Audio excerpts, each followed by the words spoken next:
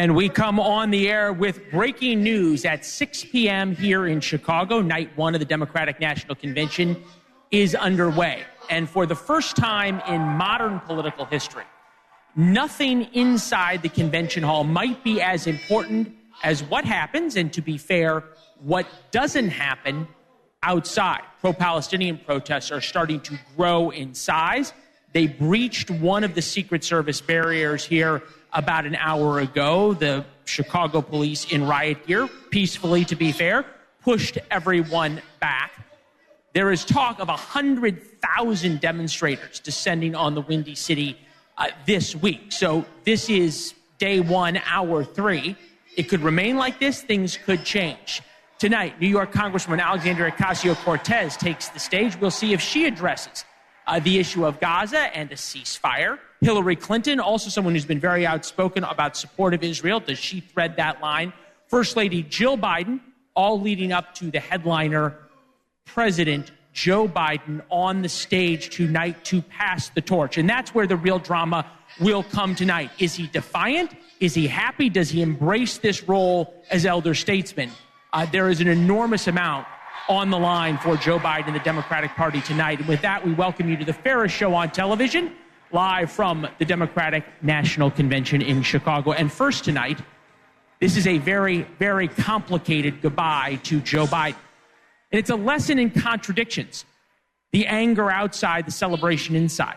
Kamala Harris flying in to be here for tonight's speech, but on the campaign trail, she doesn't mention Joe Biden.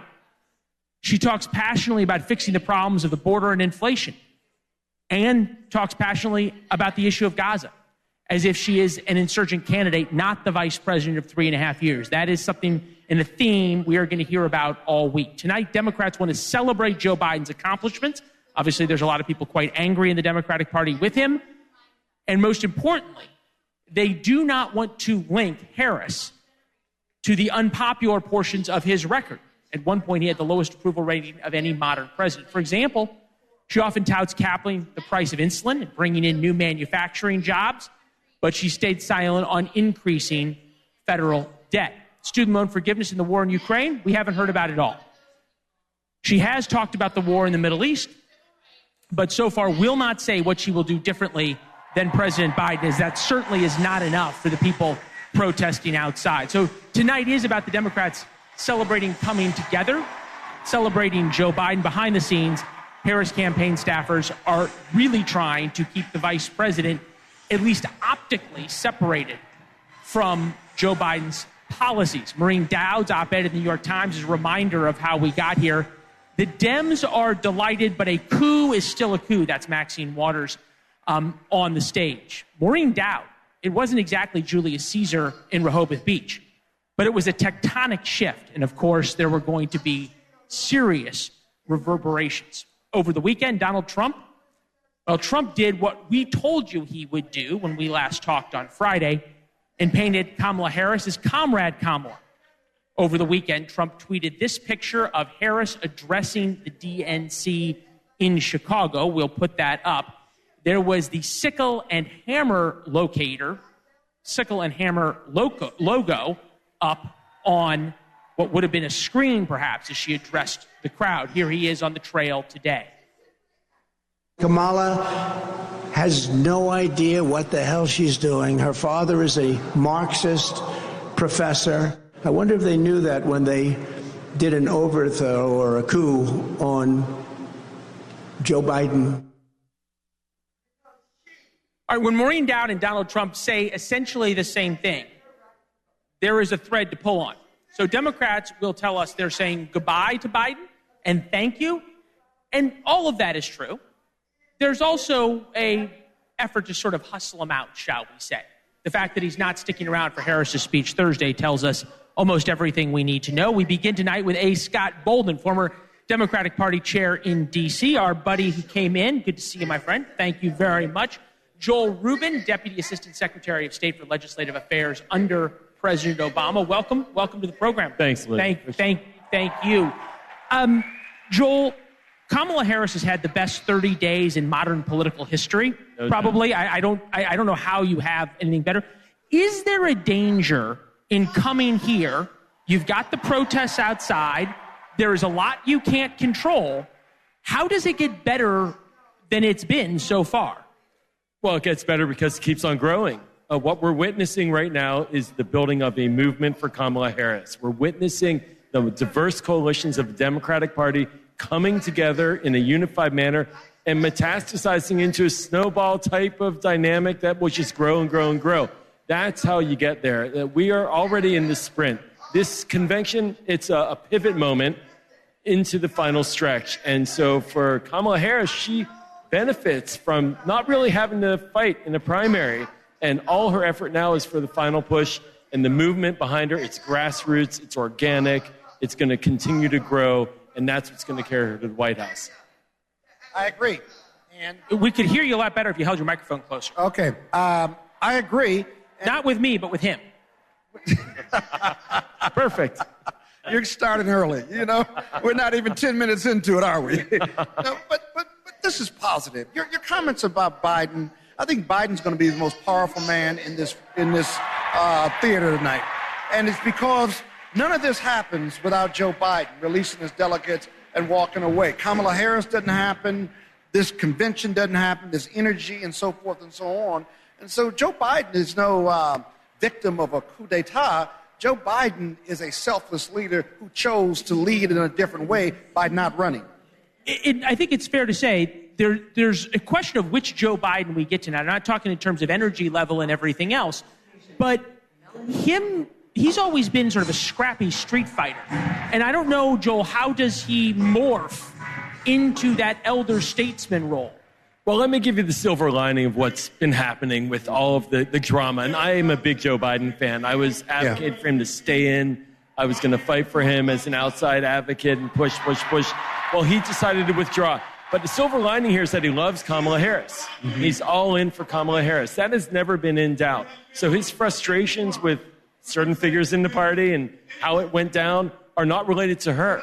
She was a loyal lieutenant. Yeah. And so I think we're going to see him push in that direction. And it's worth pointing out, I think, to be fair to her, and there's been a lot of reporting on this, and probably the reason the party has coalesced around her so much is there was not a hint or a peep of her trying to push him out. And that takes an amount of discipline and discipline over her staff that is really impressive to be able to keep them in control. The one thing I think fair people could agree on is that Kamala Harris has not done a lot of outside press in the past 30 days. In fact, I think she's taken 2 or 3 questions. One of them was about her plan to give $25,000 to every new homeowner. That was on the trail this weekend. Take a listen. And what we're doing in terms of the tax credits, we know that there's a great return on investment. When we increase home ownership in America, what that means in terms of increasing the tax base, not to mention property tax base, what that does to fund schools, again, return on investment. Scott, I went to the London School of Economics. I've studied these things. Forget the fact that it will raise the price of every home $25,000 when you give every new home buyer $25,000. But this idea about return on investment, that is complete economic bupkis. Well, if you give individuals incentives, and I took macroeconomics, not microeconomics, if you give them $25,000, then that spurs people to buy their homes, one. And if you give developers, right, without allowing them to violate what she's trying to do, you give developers an incentive to build more homes. Because let me tell you something, inflation may be 3%, but what's not going down are housing costs. And what millennials and Generation Z say, we can't buy a home, we can't afford rent. You got to do something to economically move forward. And this is one of many ideas. Remember, she's only been on the campaign trail for 30 days. You talk about her not doing press, and she's building a campaign on the fly. So you have to give her some consideration for that. And it's still been 30 days since she took pressure. Joel, we're looking at the bottom of our screen, the protests, which right now, this is what we've been talking about now for months here. Yeah. You led the sort of breakaway in the Democratic Party of the Jewish coalition to J Street, which is the more liberal view of the Israeli-Palestinian cause.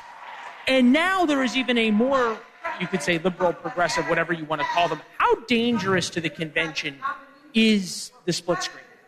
Well, Leland, it's a bit of a lonely place to be these days as a liberal American Jew who loves Israel. I'm one of them. There are a lot of us. Welcome here.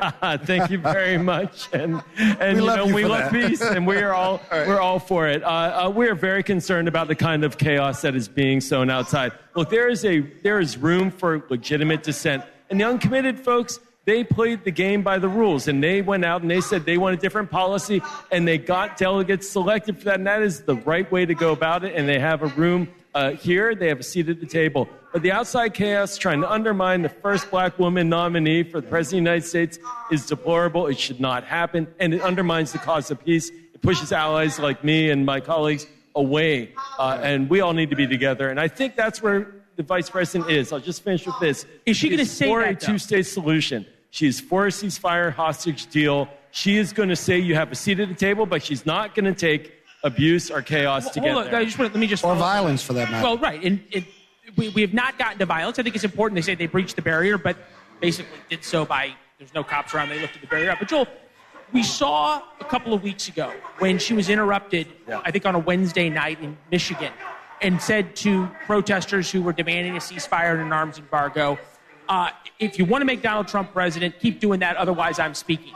Then, on Friday, she sort of walked all that back and became much more diplomatic with the protesters. You just made a good point, though. Are we going to hear from her a full-throated condemnation of what we're hearing and the chants we're hearing outside? I think a lot of it depends on what happens in the next 72 hours. If it remains calm out there, it's going to be easier. If it goes off the rails, she did this just after Prime Minister Netanyahu spoke in D.C., and there was a Hamas rally, basically, in D.C., and she condemned it immediately. Yeah. She will condemn that if it goes that route. All right, Scott, I'm going to give you the last word here. The latest approval ratings for DGHQ show 54% of the country disapproves of his job as president, 43% approve. That's Biden's approval ratings now up 4, 5, 6%.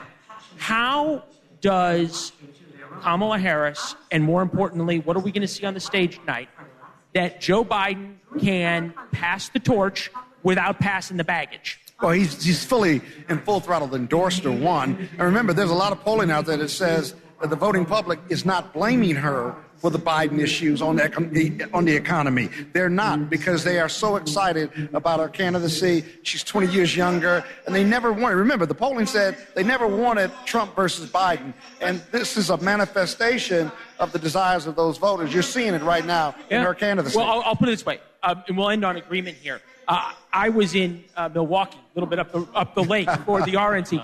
And it's funny, all the Republicans on the first day were telling me, Republicans are going to take Minnesota and Virginia. You have no idea. And here, all the Democrats are telling me they're going to take Texas. It's good to see you, gentlemen. There you go. Thank you very much. Watch and see. Thank you. All right.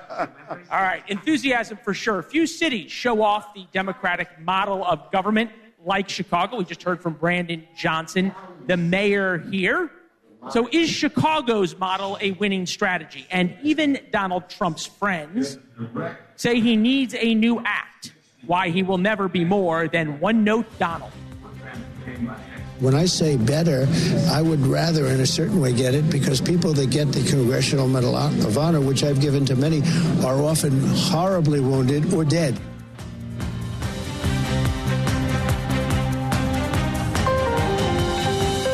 And call your doctor if you become depressed, have sudden changes in mood, or have suicidal thoughts. Don't take if you have liver problems, are taking reserpine, tetrabenazine, or valbenazine. Austedo XR may cause irregular or fast heartbeat or abnormal movements. Seek help for fever, stiff muscles, problems thinking, or sweating. Common side effects include inflammation of the nose and throat, insomnia, and sleepiness.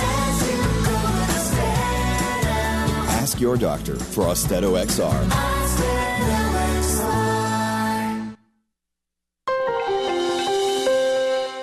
All right, welcome back. The DNC is underway in Chicago, a beautiful sunset on a beautiful city here. And while some of the Democratic Party's biggest stars are inside, we have to show you this. We've been talking about it now for months. Anti-Israel protesters have been gathering and gaining momentum outside. We'll keep live pictures of that up throughout the evening as news warrants. The city's been prepping its streets and businesses trying to avoid protests like this in 1968. These kinds of images did not help the Democratic cause in 1968. By any reasonable measure, Chicago is close to a Democratic utopia as you get. Mayor Brandon Johnson just spoke here promised less police funding, tackling inequality and crime with an education overall, says he wants to raise taxes on the wealthy. The protesters are cleaning up now. And I say this as someone who loves Chicago, lived here for 2 years, went to college here. Johnson's reforms aren't working. It's become one of the most dangerous cities in America, if not the most dangerous. This weekend, 30 people shot, 5 killed. One of those shootings took place just a couple of blocks from where we are right now. Weekend prior, 39 shot, 2 killed. Weekend before that, 46 people shot, 3 killed. Over July 4th, 109 shot, 19 killed. Mayor Johnson, whether you agree or disagree with him, he has stuck to his promise on raising taxes, trying to. Income tax, 5% in Illinois. Sales tax, 10.25%. Property tax in Cook County, 2.1%, roughly double the national average. And then you have the city that has had an enormous problem as they've welcomed migrants by the thousands. Since the late 2022 date, when they started busing folks up here, 46,000 migrants have come into Chicago. The city spent more than $430 million to house, feed, and care for them. We've heard a lot of residents angry about that. And all of these have residents fleeing Chicago at an unprecedented rate. The city now has the lowest population since the 1920s. Companies have abandoned Chicago: Boeing, Tyson's Food, and Citibank. Chicago also faces one of the worst debt crises in America. The Wall Street Journal, it has the second worst debt load of any large city in America. $43,000 per taxpayer, $40 billion in total. Most of that is pension debt, $34 billion, another $2 billion for retiree health benefits. Joining us now, the man trying to deal with a lot of these problems, Illinois House Speaker Emanuel Chris Welsh. Mr. Speaker, it's good to see you, sir. Leland, good to see you. Thank you very much. Democrats have controlled Illinois' governor's mansion for the past 16 out of the past 20 years. Democratic mayor in Chicago for the past roughly 95 years. 1931 was the last time you had a Republican. How do you tell America with all of this that Chicago is the success story, Illinois is the model? Well, let me say this. You tell me I only have 5 minutes on your show, and before you tossed to me, you went through a whole lot of facts. A lot of those facts are incorrect. Okay. If you look at the facts, if you look at red cities, out of the top 10 most dangerous cities right now, 7 of them are in red states. 7 out of 10. I've heard that. Crime is going on all across America, not just in Chicago. In fact, we've seen double-digit declines in crime in Chicago 2 years in a row. What we have done in collaboration with the mayor, in collaboration with business partners, is we've invested in violence prevention programs that have actually worked. They're driving down crime. We're a big city in America. We have crime just like other states do. But to say what you said in your opening, that's just incorrect. So I can tell you our state has had 6 balanced budgets in a row. We've seen 9 credit upgrades, and we continue to go up. So you think Illinois and Chicago's on the right track? That's right, and that's why Democrats are here celebrating. And economically on the right track as well. Issue of education. This is from our friend George Will, writing in the Washington Post. Spending on public schools, more than $42,000 per student, not counting debt service and capital expenditures, has increased 107% since 2012. Proficiency in reading and math and grades 3 through 9 plummeted 63%, 78% respectively. Only 22% of 11th graders can read at grade level. 19% can do math at grade level. Well, my response to that is we're still catching up from the second George Bush presidency. No Child Left Behind actually left a whole lot of children across this country behind. And what we need is the federal government, with Kamala Harris as president and Tim Walz as vice president, to keep the Department of Education, not eliminate it like Trump wants to do with Project 2025.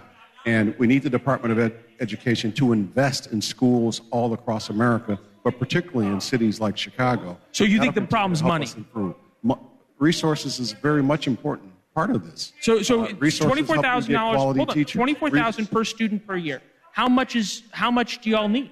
Well, I've seen your facts when you open the show. I don't know if that's accurate or not, but I can tell you that in urban cities like Chicago, schools are underfunded, and the federal government can do a better job at helping us with that, Leland. And what the Trump administration wants to do is eliminate the Department of Education. We don't need to eliminate the Department of Education. We need to keep it. We need to put more resources in there that'll flow to the states. Flow to the states and then down into the cities you would see it. That's right. I think it is. I know you've questioned our facts, and I'd love to hear anything that we actually categorically got wrong. But Boeing, Tyson's Food, Citibank, Huge companies have left Illinois. Population is declining. People are voting with their feet. That statistic and graph about the population now to the 1920s, we got from the city of Chicago's website. Well, I can tell you all the companies that are coming to Chicago. Oh, go ahead. We just announced a huge multi-billion-dollar project in quantum. We're going to be the quantum capital of the world. What is quantum? You don't know about quantum computing? Oh, quantum chip company? We're going to have a quantum campus on the lakefront in Chicago. Multi-billion-dollar investment just announced a couple of weeks ago. We're going to be the EV capital of the world. You know, you just saw Rivian announce, they're increasing the size of their factory in Bloomington. We have Lion Electric in Will County. We have Stellantis reopening the Belvedere plant. There's a lot of things going on that folks aren't talking about, but Democrats are talking about it, and talking about it. That's why Labor has, endorsed Harris and Walz and believe that they're going to be the best thing for labor. You're Speaker of the House. Illinois is definitely a blue state, but you've got blue cities and you've got an awful lot of red counties here. America has, and we say this almost every election, has never been more divided. If there's a guy who knows how to work across the aisle, it would be you down in Springfield. What advice would you give for President Biden, Vice President Harris tonight to give a speech that resonates not just with this audience, but with the swing voters? And I'm talking about the people in the suburbs of St. Louis or the suburbs of Bloomington, Indiana, who probably or very likely voted for Donald Trump in one of the last two elections. Well, I think, Vice President Harris and Governor Walz are going to show America, not just today, but every day, the difference between their vision and the other ticket's vision. They're going to show them that we are a diverse party that represents every faction of America, that we look like America. And you're going to have a better opportunity with a party that looks like America than a party that's not. Okay. I just got this from my team. Total crime in Chicago is up 53% over the past 4 years. I understand criticizing that we laid all this out, but I'm still trying to figure out what fact we got that was wrong. The fact is that crime has decreased in Chicago 2 years in a row at double-digit levels. That's because of the investments that we're putting in at the state level that's trickling down to cities like Chicago, and they're able to put violence interrupters into the streets, into the grassroots to deal with this violence. And I also want to point out, which you didn't point out, is that in the top 10 cities, 7 of them are in red states. Well, my hometown is St. Louis. You're giving the perception that Chicago is something different than other cities across the country. You got to point out what's going on in red states controlled by Republican governors and Republican legislators. And Democratic mayors. All right. It's good to see you, sir. Thank you very much. Enjoy the convention. You bet. Appreciate it. Looking live at the stage at Chicago's United Center, Democrats claim they have never been more unified. And being around here, that is true. How does Kamala Harris capitalize on that when we come back?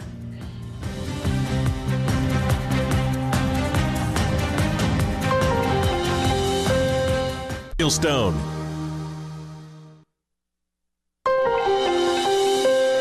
Welcome back to the Democratic National Convention, live from the United Center in Chicago. Night one, the warm-up, and Joe Biden speaks tonight. Up until a month ago, he was going to speak on Thursday night. The latest cover of The New Yorker adequately sums up how Democrats feel in this current moment.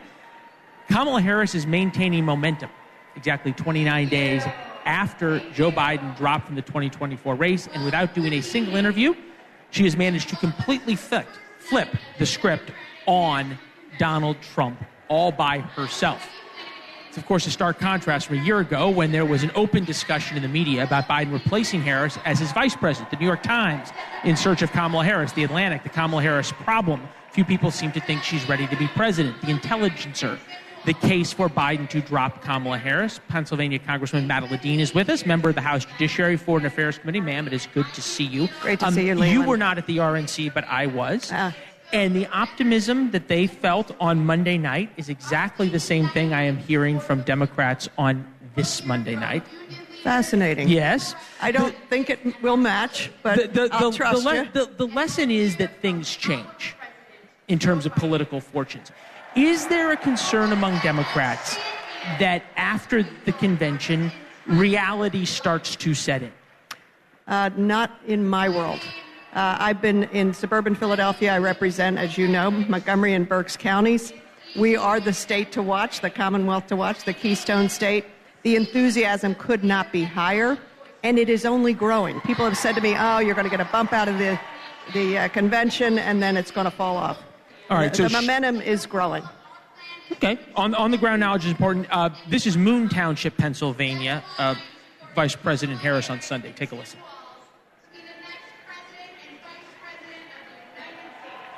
I very much consider us the underdog. We have a lot of work to do to earn the vote of the American people. That's why we're on this bus tour today, and we're going to be traveling this country as we've been and talking with folks, listening to folks, and hopefully earning their votes. And the vice president will leave the bus tour and be here tonight for President Biden's speech. Things have changed drastically in the polling in Pennsylvania. President Biden was down significantly. Donald Trump, Kamala Harris is now up, as you point out. And explain to me the thinking of these swing voters who have gone from Trump to Harris. That's the only way to explain these polls. That they do not hold Kamala Harris responsible, do not view her as having, for lack of a better term, the baggage of Joe Biden's policies. I don't frame it that way at all. How do you frame it? What I see is, and particularly in Pennsylvania and in my area, suburban Philadelphia, people were so distressed. They did not want to go back to the chaos and corruption and criminality of the former president's time in office as he ran and then as he left office so unwillingly, as you know, incited an insurrection because he couldn't face losing. In my area and in Pennsylvania, there still are Trump voters. Don't get me wrong. I am clear-eyed about the challenge. She's right when she says she's an underdog. She's been in this only a month, though she's been serving for a very long time and very ably. But what I see is that people were so distressed and did not want to face many of the swing voters you're talking about, did not want to face another 4 years of the chaos and the indecency of Donald Trump. Look at how he's running. He's calling her not smart. That's the next segment. But again, what is the distinction between people who were Trump voters in your area or willing to consider to vote for Donald Trump? It's the only way to explain the polling, that people have now switched to Kamala Harris. What is it that I don't know that that's the entire read of those polls. What I also think it shows is that more voter engagement. I think there was a lower voter turnout possibility where we were going. And I think now it's voter engagement. I'll tell you who it is. It's young people. I was a former professor, and young people. What'd you teach? I taught writing. So you would have had a lot of work to do with me. Okay. I was a professor of writing at LaSalle University in Philadelphia.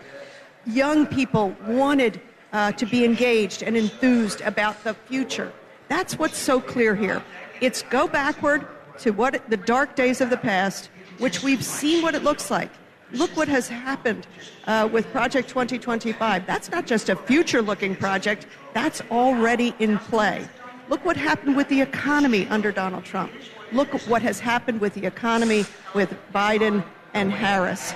Inflation all-time low. More jobs created. Ma'am, I agree with you on the enthusiasm. I've seen it. I've felt it. We watched the rallies. I understand it. When it comes to the polling, people still say they were better off under Donald Trump economically than they were under Joe Biden. That's measurably false. Some people say that, but it is measurably false. And that's part of the problem of the Trump campaign. It is the disinformation. Let me ask a slightly different question.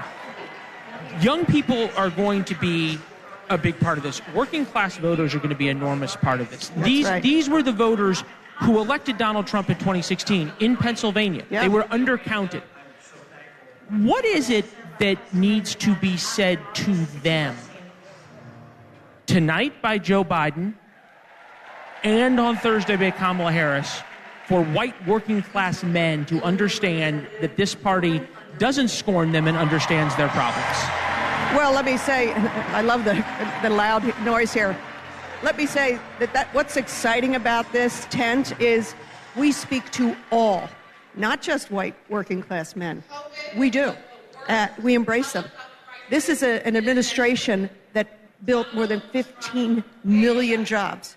We are manufacturing in America again, thanks to a Democratic Congress, a Democratic Senate, and this administration. We passed 6 monstrous bills. What did the past administration want to do? Take away the Affordable Care Act. They want to add huge tariffs. They want to mass deport people. That's all inflationary. Every one of those things is inflationary. So I think white working class men, women, people of color, people of greater wealth, they know that those policies would take us into a really inflationary spiral. Congresswoman, Professor, thank you very much. Enjoy the convention. Oh, I'm going to. I hope you do, too. It's a great time. Yes, ma'am. Thank you very much. Good to talk to you. Yes, ma'am. Among the stories you are missing because of all the presidential news is that of Ferguson, Missouri police officer Travis Brown. You will not hear his name tonight or this week. Brown is 36 with 2 young kids. He's currently fighting for his life. As you can see, he's black. And we say that only because race, once again, matters, sadly, in America. He left his safer job as an officer in the St. Louis County Police, a much cushier police job, to join the Ferguson Police Department. About 2 weeks ago, an anti-police rioter chased Brown down after, you might call a protest, at the Ferguson police station and nearly killed him. You can see it all on video. It's right here in the shadow box. Boom, right there. He fell, hit his head, his brain swelled. Still hasn't woken up. 10 years ago this month, a white police officer shot Michael Brown in Ferguson. Activists shared a discredited narrative that Brown's hands were up and thus don't shoot. This is the rioting and looting afterwards. Nevertheless, hands up, don't shoot became a rallying cry. Riots ensued. Don't shoot! Hands up! Don't shoot! Multiple prosecutors and investigations found the shooting completely justified. Michael Brown tried to fight the officer and allegedly reached for his gun. On the night of the protest, earlier this month, this was the protest, Ferguson police protected the protesters. The protesters then stopped peacefully protesting and tried to tear down the fence to the police station. Here is the current Ferguson police chief. This Ferguson Police Department, since 2014, has been a punching bag for this community. The police department back in 2014, we don't even have them officers here anymore. Everything that the activist community has advocated for, as far as body-worn cameras, implicit bias training, crisis intervention training, all this stuff, we have done all of this. What are we protesting? T.J. Brown may never speak or walk again. Somehow the protesters believe that makes the streets safer. Brown worked for a much cushier department during the Ferguson riots, but he headed to Ferguson because he wanted to help. The family's GoFundMe describes him this way: TJ is more than a police officer. He's a devoted father, son, brother, uncle, godfather, a man of strong faith. His heart is as big as his smile, and his positive energy is truly courageous. We may all never get to experience that again. TJ Brown isn't the only victim of the Ferguson effect. That's the picture you want to see of him with his daughters. The hatred of cop now is real. The inability to find anyone who